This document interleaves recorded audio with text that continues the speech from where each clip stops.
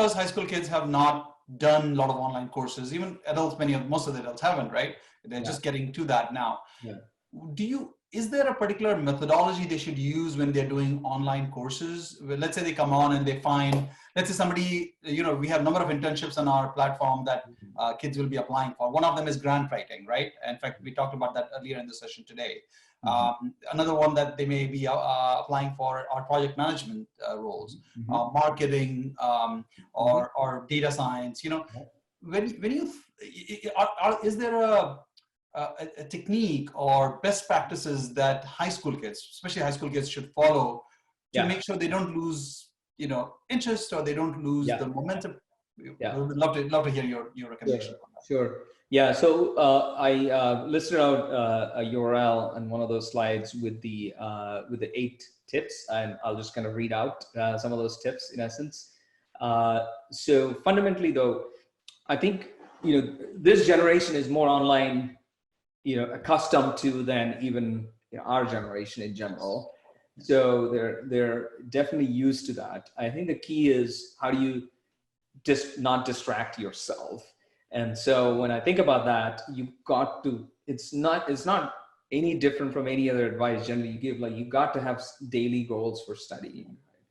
And so what we do in the product, actually in the course, there is a goal setter tool. And you can actually say, I want to study Monday, Wednesday, Friday for like an hour. And it will at least help. And then it'll put it onto your calendar. And then you could at least have a reminder for yourself.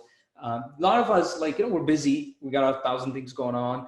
So having sort of that mechanism to someone to remind us would be definitely helpful. So you got to start, but you got to start by setting the goal, and then some of this technology can help you keep to the goal.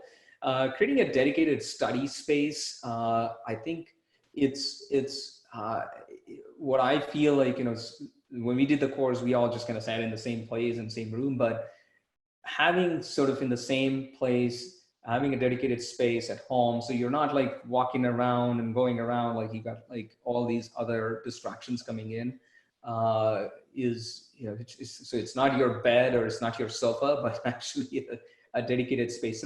So just like any other, like I'm studying for an exam, right? So take it seriously is kind of how I would put it.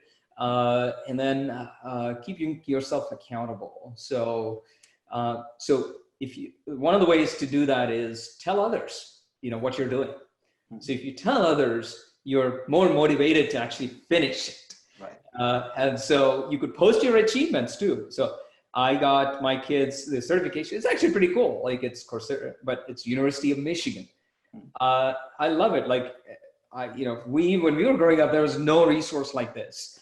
And if you're getting a certificate from University of Michigan, Duke, Stanford, like, man, that's fantastic for you to be able to kind of build your profile or your college application resume, if you would, right?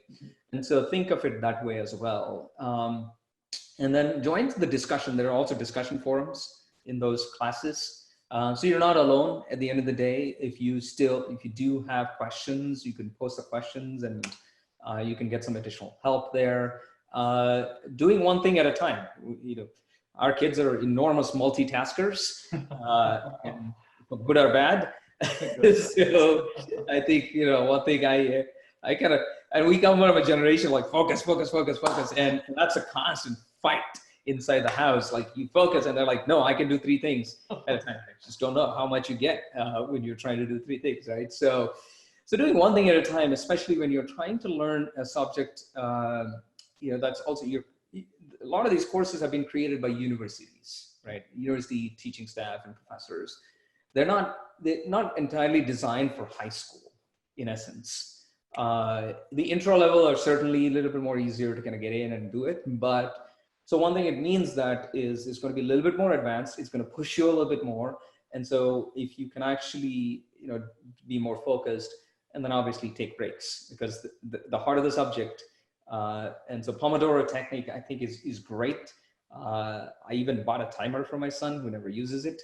But that's a timer I like, spend 15 minutes, and then you could see the clock going. it typically, we all think like digital and it works, but I think that mechanical clock is the greatest, the greatest inventions. I think so.